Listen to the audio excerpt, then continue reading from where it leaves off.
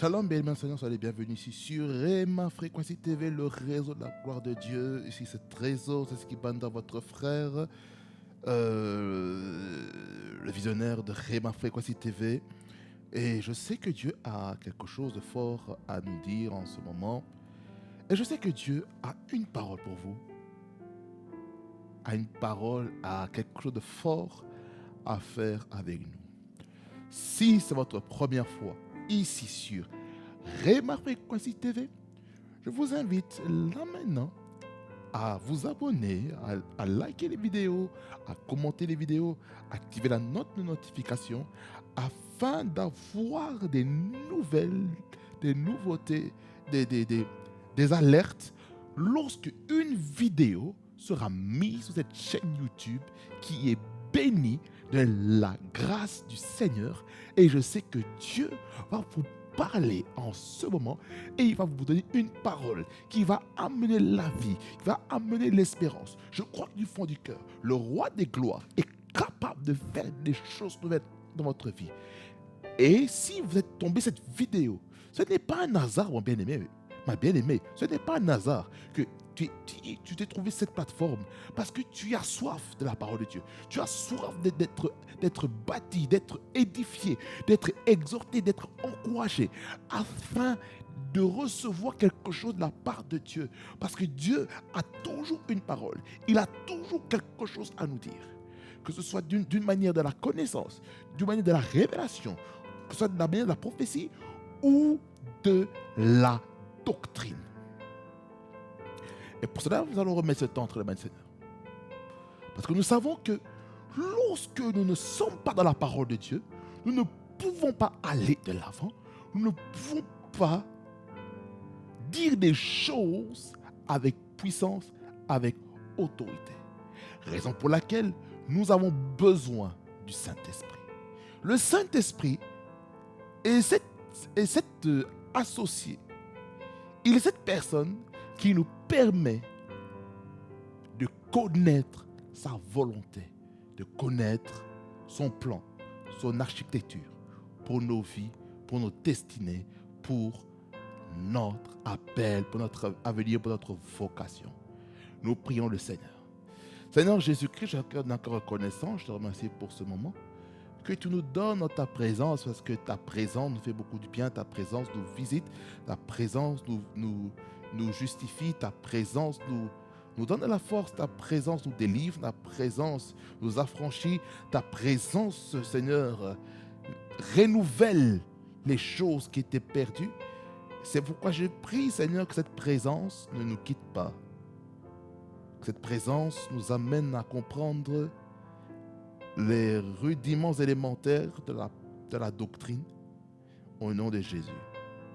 Seigneur, parle-nous au travers de ta parole parce que nous voulons t'entendre. Nous voulons t'écouter.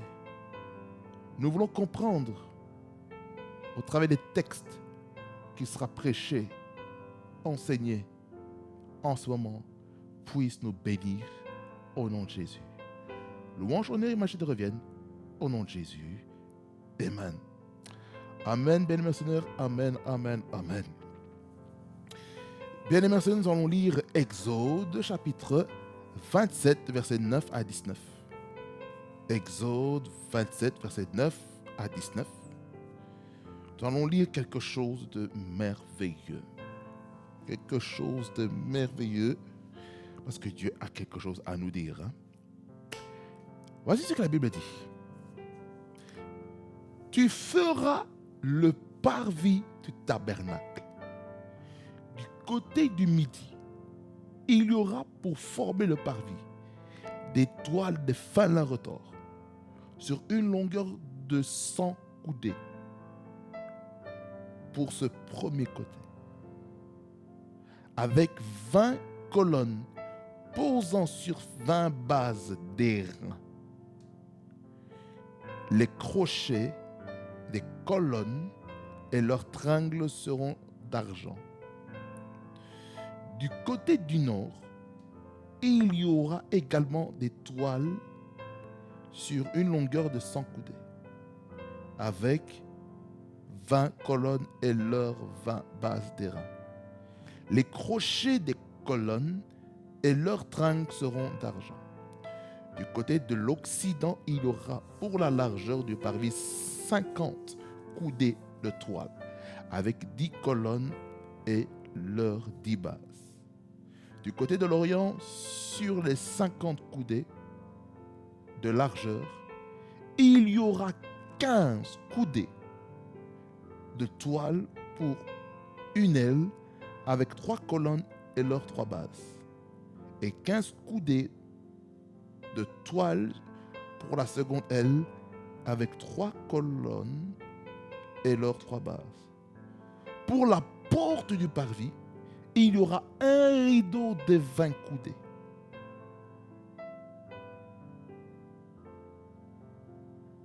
Bleu, pourpre et cramoisi, et des fins d'un retors, en ouvrage de broderie, avec 4 colonnes et leurs 4 bases. Tous les colonnes formant l'enceinte du parvis auront des tringles d'argent, des crochets d'argent et des bases d'airain. La longueur du parvis sera de 100 coudées, sa largeur de 50 de chaque côté et sa hauteur de 5 coudées. Les toiles seront de fin à retors et les bases d'airain. Tous les ustensiles destinés au service du tabernacle, tous ses pieux et tous les pieux du parvis seront d'airain. Amen. Est-ce qu'on peut acclamer le Seigneur sans le commentaire de qui que ce soit? Bien, mon Seigneur, j'intitule le titre de mon message La révélation de la porte du parvis et le parvis. Bien, mon Seigneur, ce thème-ci, c'est un thème assez atypique. C'est assez atypique. Parce que ce texte est en train de nous relater quelque chose d'important sur comment il faut bâtir le tabernacle. Mais ici, particulièrement, parmi la partie du tabernacle, nous voyons la porte du parvis et le parvis. Bien-aimés dans le Seigneur, ces deux éléments font partie du tabernacle qui doit être bâti. Écoutez, vous devez savoir ceci, que la porte du parvis, en fait, c'est ce qui nous introduit dans le parvis. Vous devez savoir, bien, mon Seigneur, que dans la porte du parvis et le parvis, il y a quelque chose à dire qui est très important.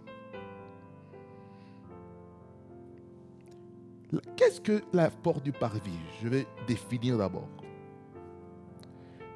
La porte du parvis est la porte qui conduit à la cour du tabernacle,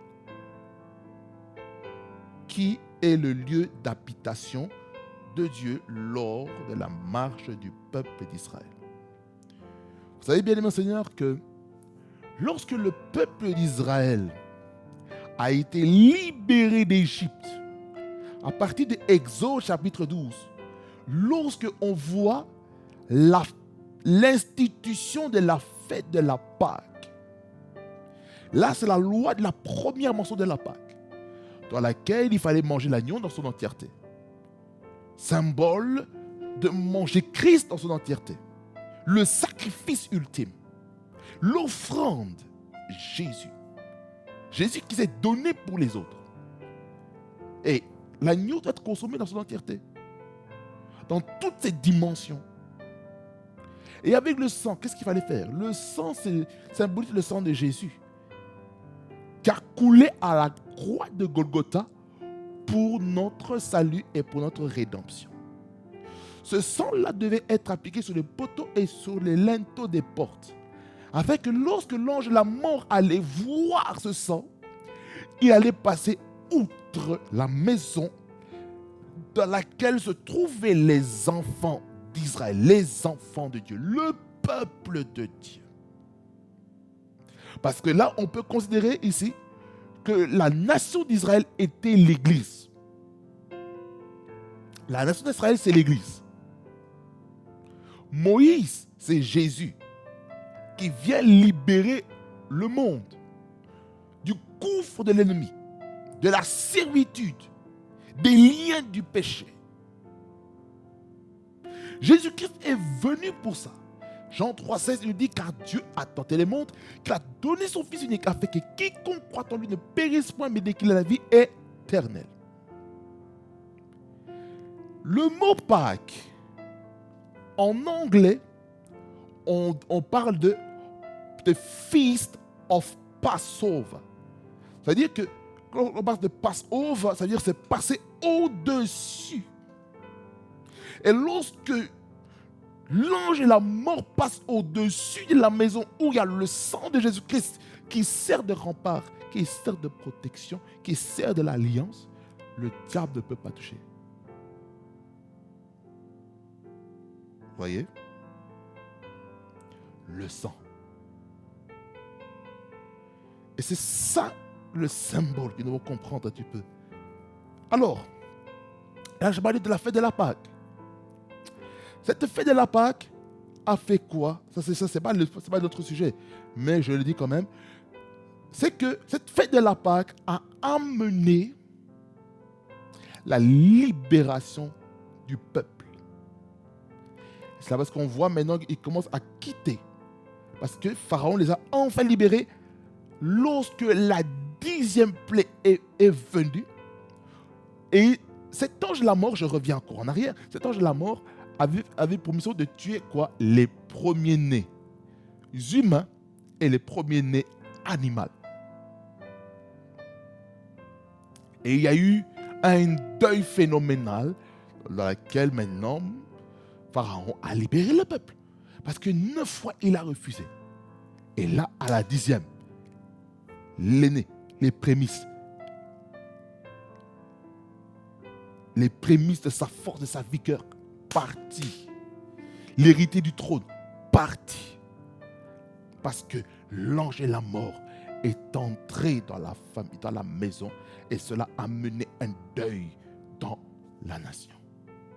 Alors, le peuple d'Israël sort. Ils vont vers la mer Rouge. Mais derrière eux, il y a encore l'armée égyptienne qui va leur venir encore les amener à la captivité. Non, mais pas ça. Ils sont venus avec une colère pour les tuer. Mais Moïse a dit, les Égyptiens que vous voyez aujourd'hui, ça c'est Exode chapitre 13, verset 14, si je ne me trompe pas, qui dit que les Égyptiens que vous voyez aujourd'hui, vous ne le verrez plus jamais. N'est-ce pas? Alors,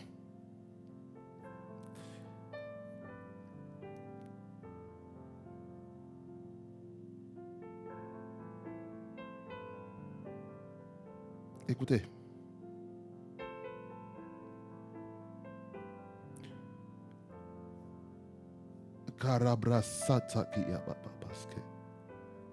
C'était plutôt Exode 14, 13. Veuillez m'excuser. C'est juste un verset, tu peux les chiffres. Donc Exode 14, 13, il dit, n'est-ce pas là ce que nous te disons en Égypte? Laisse-nous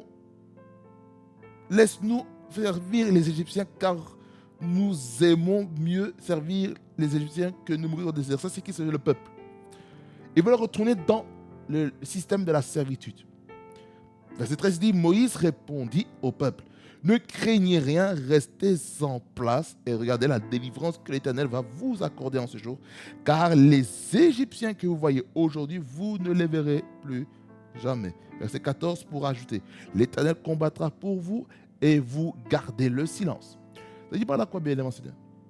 Lorsque vous avez été libérés, le diable va tout faire pour vous récupérer sous son contrôle. Raison pour laquelle le diable fait tout pour détruire les vies. Et là, qu'est-ce qui se passe? Il traverse la mer Rouge. Et l'armée égyptienne a été engloutie avec le pharaon en même temps. Au chapitre 15, il chante le cantique de Moïse, le cantique de délivrance, le cantique d'action de grâce. Ensuite, après ça, il y a maintenant les eaux de Mara, dans laquelle le peuple est en train de soupirer pour boire de l'eau. Il dit que l'eau est amère. Et puis, qu'est-ce qui se passe maintenant? Moïse commence à être en colère. Et puis, ils sont en train de vivre des choses terribles dans les déserts. Ceci n'est pas notre sujet. Donc, je reviens dans notre texte de Exode 27. Pourquoi j'ai fait ce voyage? C'est pour nous faire comprendre quelque chose. C'est pour vous amener à comprendre un peu le contexte de la liberté. Ils sont dans le désert, ils vivent des choses. Il y a la manne qui descend. Il y a les cailles qui descendent dans le désert parce que le peuple est en train de murmurer. Et vous allez voir que à partir d'Exode chapitre 19, Exode chapitre 19, c'est là maintenant qu'on voit maintenant la 5e dispensation prendre place. C'est la dispensation de la loi et les prophètes. C'est à partir de là maintenant qu'on voit maintenant l'alliance qui se crée avec Moïse, avec les injections, ce qu'il faut faire et ce qu'il ne faut pas faire. Et c'est là que nous connaissons très bien les 10 commandements, Exode 20, les 17 premiers versets, dans lesquels il y a 4 commandements qui ont un rapport avec la relation avec Dieu, et les 6 autres, ça a un rapport avec notre relation avec notre prochain. Et puis, il y a encore d'autres commandements, autres que les 10 commandements par rapport à la relation. Il y a plusieurs lois qui a été établie. Et puis, la construction du tabernacle commence à partir. La vision, le plan, le programme commence à partir de Exode chapitre 25. Pour arriver à l'accomplissement dans Exode 40, verset 38. Là, je ne parle pas encore de la construction. Là, je suis en train de parler de la vision, du programme, du Caneva, que le peuple d'Israël avait. Amen. Alors, je ferme cette introduction pour nous amener à la porte du parvis et le parvis. Quand j'ai dit que la porte du parvis, c'est ce qui nous introduit vers la présence de Dieu. Et on comprend ceci que le tabernacle est le lieu d'habitation. La tente de destination ou la tente de la rencontre est le lieu d'habitation où Dieu règne. Et où est-ce que Dieu règne aujourd'hui dans nos vies? Parce que la Bible dit que ne savez-vous pas que vous êtes le temple du Saint-Esprit. Ça, c'est l'apôtre Paul qui nous dit dans 1 Corinthiens chapitre 6, verset 18. Je vous laisse aller voir vous-même. 1 Corinthiens, on va aller voir ensemble. 1 Corinthiens 6, 8, 18. Non, c'est pas celui, verset 19. Il dit, ne savez-vous pas que votre corps est le temple du Saint-Esprit qui est en vous, que vous avez reçu de Dieu et que vous ne vous appartenez point à vous-même. Pourquoi? Verset 20. Car vous avez été rachetés à un grand prix. Glorifiez donc Dieu dans votre corps et dans votre esprit qui appartiennent à Dieu. Ici, on comprend que lorsque le Saint-Esprit habite en nous, notre corps ne s'appartient plus. Amen. Alors, le parvis, la porte du parvis est le parvis. Regardez. Le parvis du mot hébreu Chatser fait mention d'une cour, d'un enclos. Dans cette cour, il y a l'autel d'airain et la cuve d'airain. Ceci, nous verrons ça dans la prochaine vidéo.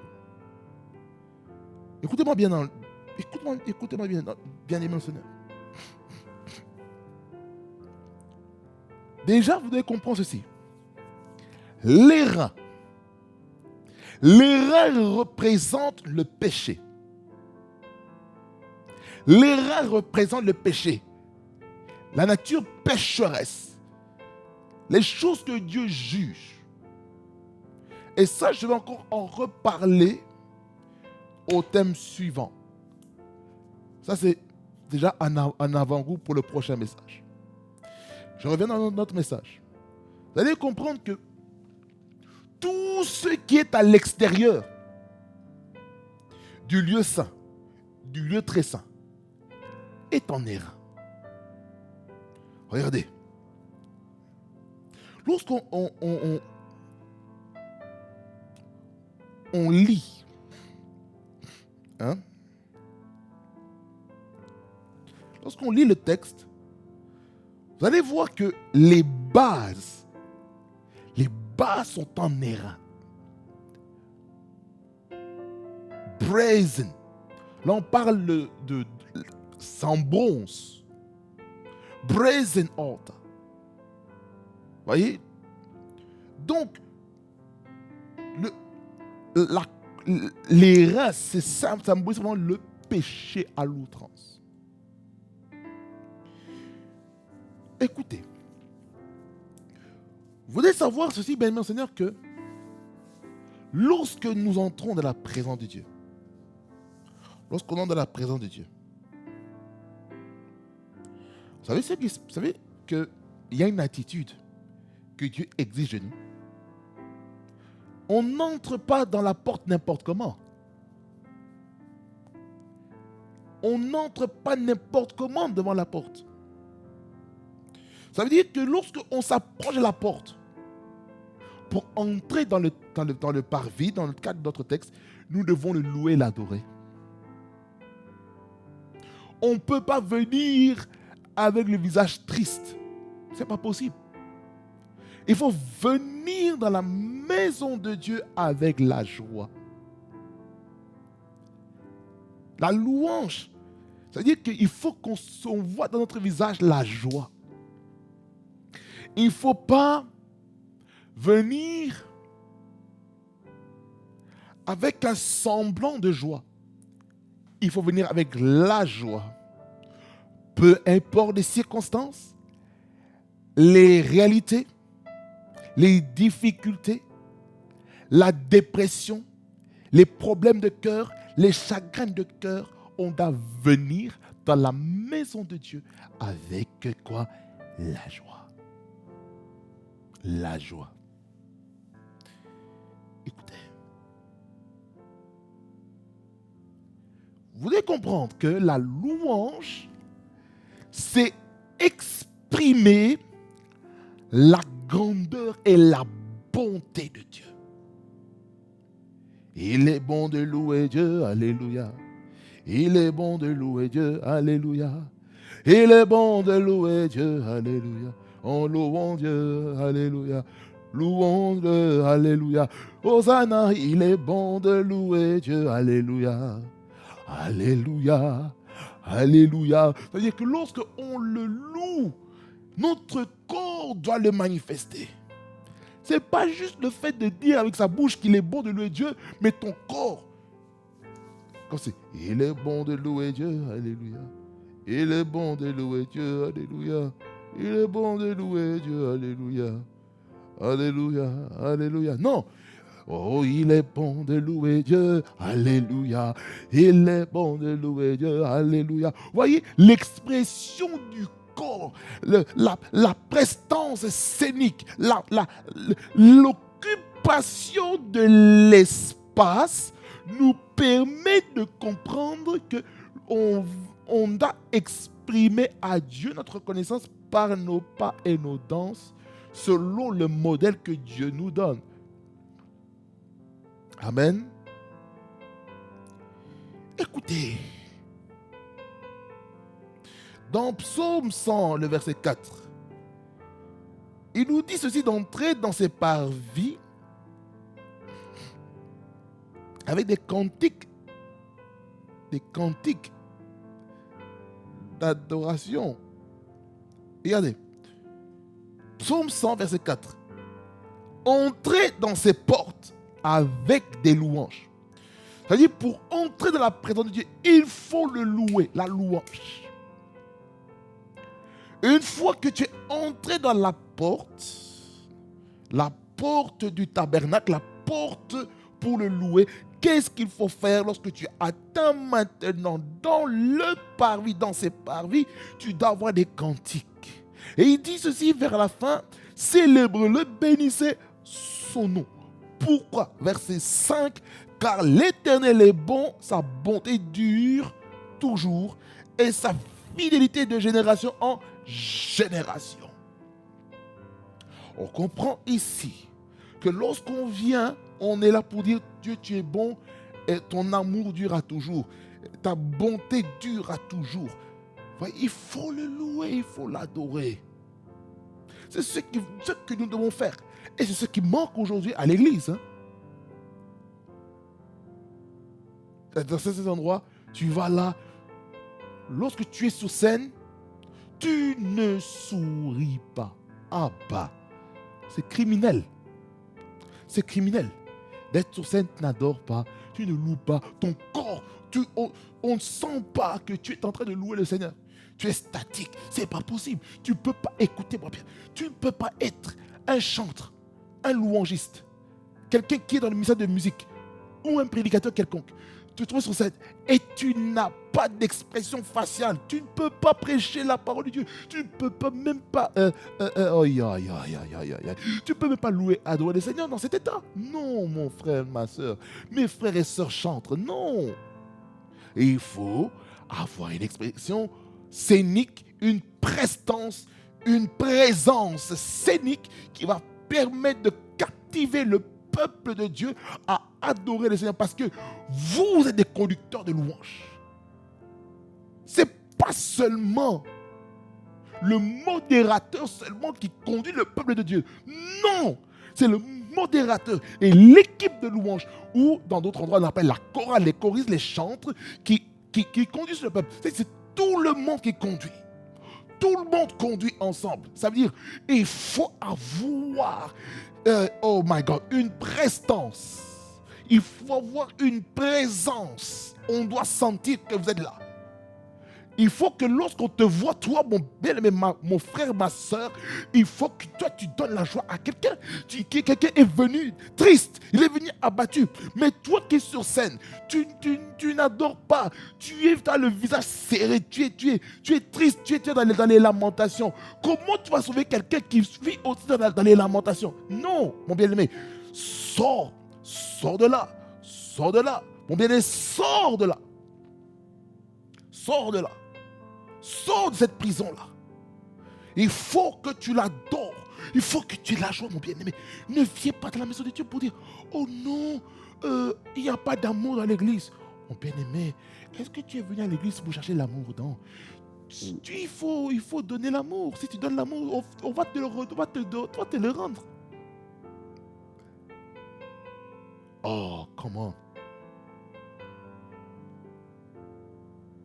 Écoutez.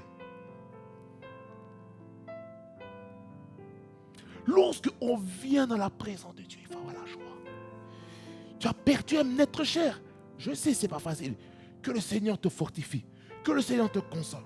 Que le Seigneur te donne l'espérance de la résurrection pour ton frère, pour ta soeur, pour ton père, pour ta mère, ou pour ta grand-mère, ton grand-père, ou un membre de famille, ou un neveu, ou une nièce qui est parti rejoindre le Seigneur. Et si seulement il est en Christ, qui est parti rejoindre le Seigneur, et tu avais une relation vraiment fusionnelle avec elle ou avec lui, et maintenant tu te dis, mais j'ai perdu l'espoir. Mais lorsque tu pleures en Christ, tu as l'espérance de la revoir. Parce que ça là, lorsque quelqu'un redonne son souffle à celui qui a donné le souffle, bien-aimé Seigneur, ce n'est qu'à nous revoir. Ça ne veut pas dire qu'on ne va pas se voir. Raison pour laquelle nous allons tout faire pour nous préparer à l'enlèvement. Venons à l'église avec la joie. Néhémie 8, 10, la partie B, Il dit que la joie de l'Éternel sera votre force. Donc vous voulez être fort dans votre vie, soyez joyeux. La joie est contagieuse. Vous devez savoir que tout le monde a l'accès dans cet endroit. Tout le monde a accès. Parce que Dieu veut que tous les hommes soient sauvés et parviennent à la connaissance de la vérité. Ça veut dire que celui qui désire donner sa vie à Christ, il doit passer par cette porte-là. Cette porte-là s'appelle Jésus. Cette porte s'appelle Jésus. Écoutez, nous avons accès au parvis. Dans 1 Pierre de 9 à 10, il lui dit, vous au contraire, vous êtes une race élue, un sacerdoce royal, une nation sainte, un peuple acquis, afin que vous annonciez les vertus de celui qui vous a appelé des ténèbres à son admirable lumière, vous qui autrefois n'étiez pas un peuple et qui maintenant êtes le peuple de Dieu, vous qui n'aviez point obtenu miséricorde et qui maintenant vous avez obtenu miséricorde. Ici, on nous montre un petit peu notre position en Christ selon le jargon de Pierre, apôtre Pierre. Écoutez, dans le contexte historique, ceux qui avaient accès au parvis, en fait, c'était le peuple d'Israël. Le peuple d'Israël avait accès à cela. Comment? En entrant avec des boucs, des holocaustes pour le pardon des péchés. Et cela, on en parlera au prochain numéro pour parler vraiment sur le sacrifice. Écoutez, je vais vous faire comprendre une chose par rapport à la porte. La porte a une symbolique très forte que nous devons comprendre. La porte, dans le tabernacle, vous savez qui ça représentait? Ça représentait Jésus. Jésus étant le chemin, la vérité et la vie. Personne ne peut aller au Père si ce n'est que par Jésus.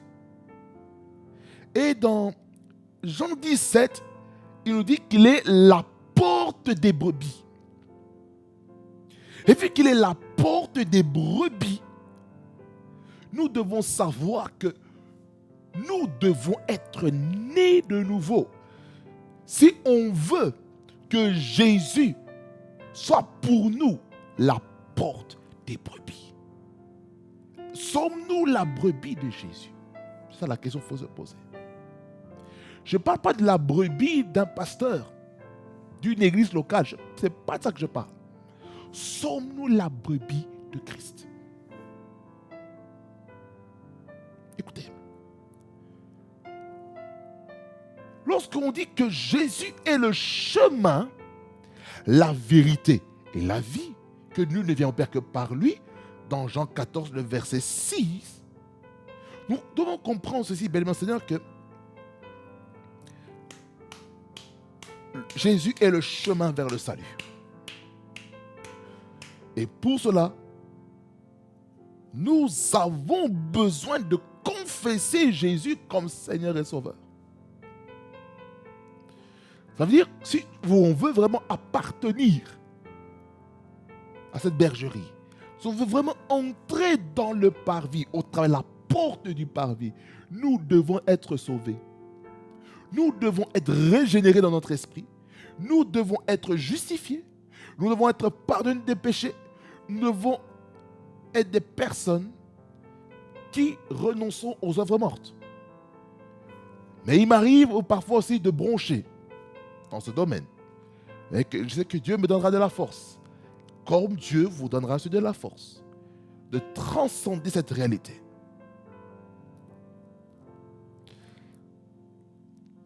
Écoutez, Lisons Romains 10, verset 9 et le verset 17.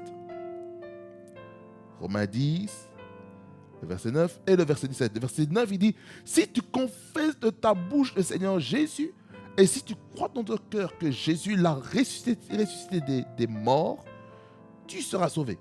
Le verset 17, il dit, ainsi la foi vient de ce qu'on entend, et ce qu'on entend vient de la parole de Christ. Je vais utiliser la version Bible du Semeur par rapport au verset 17. Donc, la foi naît du message que l'on entend, et ce message vient par la parole de Christ. Ça veut dire par la quoi? La foi doit venir au travers du message qu'est Jésus. Jésus-Christ est le message. Jésus-Christ est le message. Étant une personne, étant notre sauveur, étant le modèle par lequel nous devons suivre. Ce qui veut dire, en notre temps, les hommes de Dieu, les prédicateurs, sont eux-mêmes aussi le message pour vous. Ils sont le message. Amen. C'est important de comprendre ça.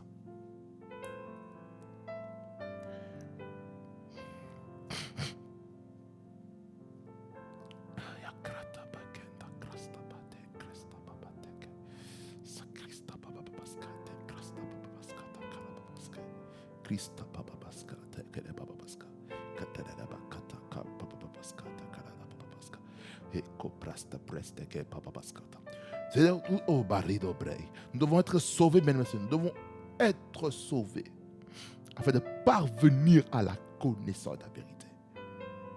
Je ne sais pas pourquoi j'insiste sur le salut. C'est le salut qui va nous introduire, qui va nous ouvrir la porte. Le secret, le mot de passe pour entrer dans cette porte, c'est non seulement la louange, non seulement les cantiques qui célèbrent Dieu, qui bénissent son nom, sur sa bonté, sa fidélité, mais c'est aussi par le fait d'être sauvé et de naître nouveau, se convertir, se repentir pour entrer vers là. Et ça, on va en reparler encore profondément. Bien, Seigneur, la porte du parvis avait 4 couleurs. Et il y avait 4 couleurs, il y avait 4 colonnes, 4 bases. Bien aimé Seigneur, je vais vous dire une chose. Ces 4 couleurs, ces 4 bases et ces 4 colonnes, en fait, ils révèlent qui? Ils révèlent Jésus-Christ dans les évangiles. Évangile de Matthieu, de Marc, de Luc et de Jean. Dans l'évangile de Matthieu, Jésus-Christ est révélé comme le roi des rois. C'est pour ça que la couleur par rapport à la royauté, c'est pourpre. Comment on sait que Jésus-Christ s'est révélé comme le roi dans le livre de Matthieu, l'évangile de Matthieu? C'est au travers l'évangile du royaume, dans lequel nous voyons comment Jésus-Christ parle et dit, le royaume des cieux est semblable à. Le royaume des cieux est semblable à. Vous voyez? À chaque fois qu'il parle du royaume des cieux, il nous fait comprendre qu'il appartient, Jésus-Christ appartient à un royaume. Et ce royaume n'est pas un royaume terrestre, mais c'est un royaume céleste. Même Marc, Luc et Jean, particulièrement Marc et Luc, dans leur parabole, ils utilisent le mot le royaume de Dieu. Pourquoi Matthieu a utilisé le royaume des cieux? Parce que lui-même était juif et il n'a pas voulu scandaliser les juifs dans lesquels il côtoyait dans sa vie tous les jours. Parce que Matthieu, il était collecteur d'impôts. Il travaillait avec les Romains. Il était collecteur d'impôts. Et il a abandonné cette œuvre, ce travail-là. Aujourd'hui, on va parler des conseillers fiscaux qui travaillent au SPF Finance ou au SPW Finance, fiscalité, tout ce qu'on veut. Voyez? Dans l'évangile de Marc, on voit Jésus révélé comme le Messie, Messia.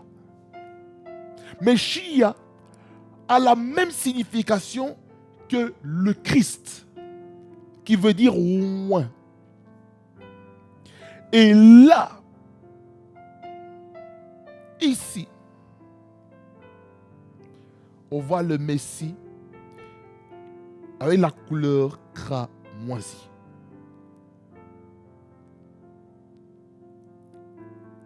Dans l'évangile de Luc,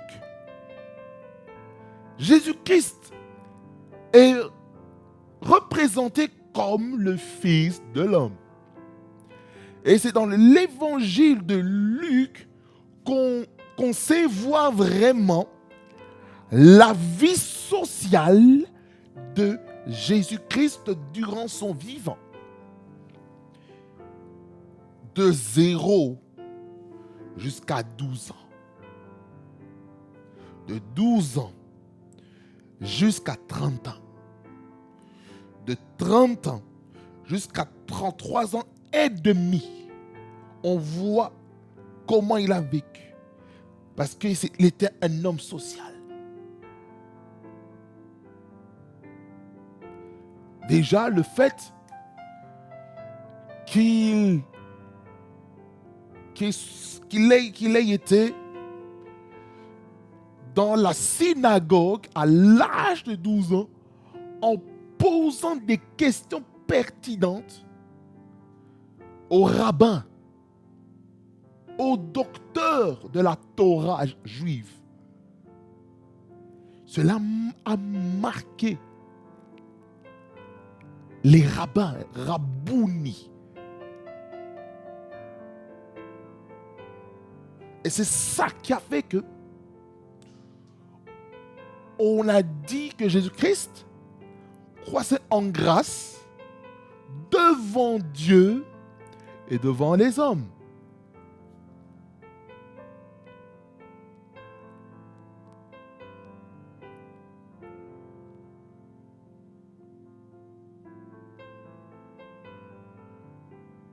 Et c'est ça ce que nous avons besoin.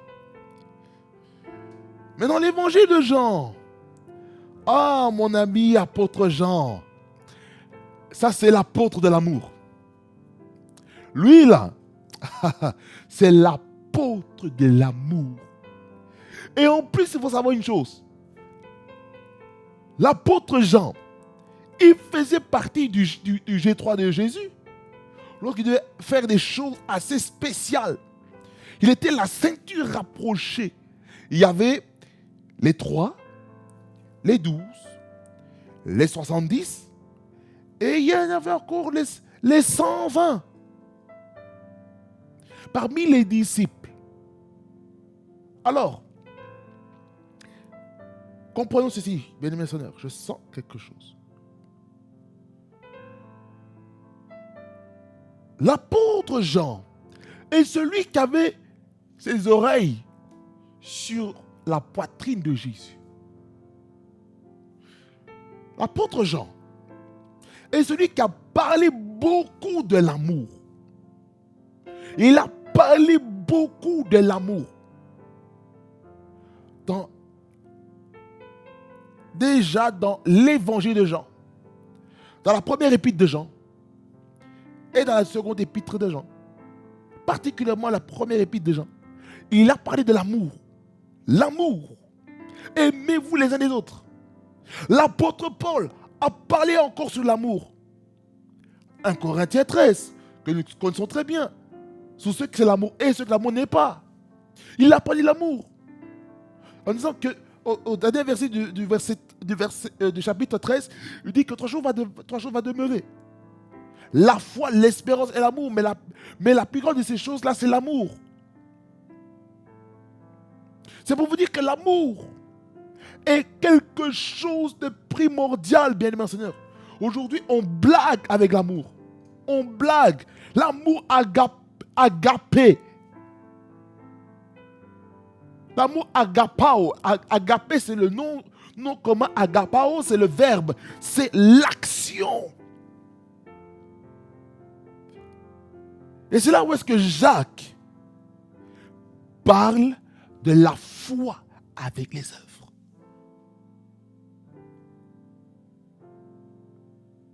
Pierre, l'apôtre Pierre qui a les clés de l'église, celui qui a ouvert l'air de l'église en prêchant le premier message qui est clair, qui est là pour faire comprendre au peuple de l'accomplissement de la prophétie qui a été dit dans Joël chapitre 2, le verset 28, qui dit que dans les derniers jours de Dieu, verset 27 et 28, dans les derniers jours de Dieu, je répandrai mon esprit sur toute chair. Vos fils et vos filles prophétiseront. Vos jeunes gens auront des visions et vos veillards auront des songes. Oui, sur mes serviteurs et mes servants, je répandrai mon esprit sur toute chair. Ceci s'est accompli quand? Le jour de la Pentecôte. Le jour de la Pentecôte, des langues semblables à des langues de feu se sont séparées. Et c'est là où est-ce que dans le pentecôtisme, il y a la notion du parler en d'autres langues. Les ri presto bre ketika bresto bre. Chakanambreto kabakante. Écoutez. Kumanga babamanga saga bakanta bakoso bakidekai. Christo megite kambudu beida kakasigedai. Le parler en langue, la prière en langue, vous savez c'est ce que ça fait. Je vais vous dire une chose. Ça oriente, ça donne des directives. Lorsqu'on prie en langue, ça oriente, ça donne une touche, quelque chose. Je sens l'onction de Dieu. Rimantikaya. Lorsqu'on nous prie en langue, vous savez ce qui se passe, hein? On est en train de se charger. On était fatigué. Mais lorsqu'on prie en langue, il y a la force qui revient. C'est ça ce que nous devons comprendre, bien Seigneur. C'est ça ce que nous devons comprendre. Écoutez. Écoutez. Donc, là, l'apôtre Pierre est celui qui a annoncé l'évangile de la repentance dans Acte 2, verset 37, dans laquelle le peuple est fortement touché. Puis il se pose la question, qu'est-ce qu'il faut faire? L'apôtre Pierre, il dit, il faut se repentir des péchés, il faut abandonner leur vie. Et puis, qu'est-ce qui s'est passé? Après la conversion, il y a eu, allons-y, il y a eu des baptêmes. Acte 2, 37 et suivant. Il dit, après avoir entendu ce discours, ils eurent le cœur vivement touché et ils dirent à Pierre et aux autres apôtres, « Hommes, frères, que ferons-nous » Pierre leur dit, « Repentez-vous », le message de la repentance, « que chacun de vous soit baptisé au nom de Jésus-Christ. » Or, dans Matthieu 28, verset 19, il dit, « Allez faire des disciples, baptisant au nom du Père et du Fils et du Saint-Esprit. » Ça veut dire par là quoi? Peu importe le modèle que vous appliquez. Si vous utilisez le modèle de Jésus, Père, Fils, Saint-Esprit, ou vous utilisez le format de l'apôtre Pierre qui dit au nom de Jésus. Parce que le Père, le Fils et le Saint-Esprit sont résumés autour d'une personne, c'est Jésus. Pour le pardon de vos péchés, vous recevrez le don du Saint-Esprit. Car la province, c'est pour vous, pour vos enfants, et pour tous ceux qui sont au loin, et aussi au grand nombre que le Seigneur, notre Dieu, les appellera. Ça veut dire que ce n'est pas seulement pour des personnes présentes, mais c'est pour ceux qui sont encore plus loin. Alors, l'apôtre Pierre est celui qui a ouvert. L'apôtre Pierre, l'apôtre Jacques, l'apôtre Jean font partie du trio. Et l'apôtre Jean, une information encore très importante, c'est que l'apôtre Jean était aussi l'apôtre de l'eschatologie. L'apôtre du retour de Jésus. L'apôtre des révélations sur cette église de Dieu. On va encore en parler sur le chandelier d'or. Allons-y pas à pas. Amen. Que le Seigneur vous bénisse, abondamment fasse beaucoup du bien. Parce que Dieu vous a parlé très fortement. parce que Dieu est là. Et le parvis, bien mon Seigneur, le parvis, c'est le lieu où maintenant nous devons offrir des sacrifices. Je ne vais pas encore là maintenant. Et là, je vous attends au prochain numéro pour parler sur la révélation de l'autel et la cuve des rats. Amen. Seigneur, merci pour ta parole qui nous éclaire sur la révélation de Christ dans ces décemment, particulièrement dans le tabernacle. Je prie que ta parole, Seigneur, soit ancrée dans notre cœur afin de comprendre les mystères qui se cachent derrière le tabernacle, parce que le tabernacle est la révélation des choses à venir dans le Nouveau Testament. Seigneur, merci Jésus-Christ, le guide parfait, le bon berger, la lumière qui éclaire notre chemin. Merci encore de faire, Seigneur, de notre vie un modèle pour toi et pour les païens, au nom de Jésus-Christ. Je prie, Seigneur Jésus-Christ, qu'on soit sauvé, qu'on parvienne à la connaissance de la vérité, au nom de Jésus. Amen. Soyez bénis au nom de Jésus-Christ, on est ensemble, de la part du Seigneur Jésus-Christ. On est ensemble, le roi des gloires est avec nous.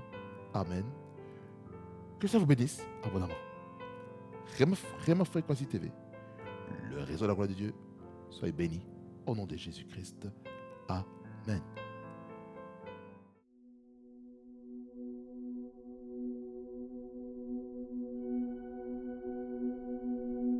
Thank you.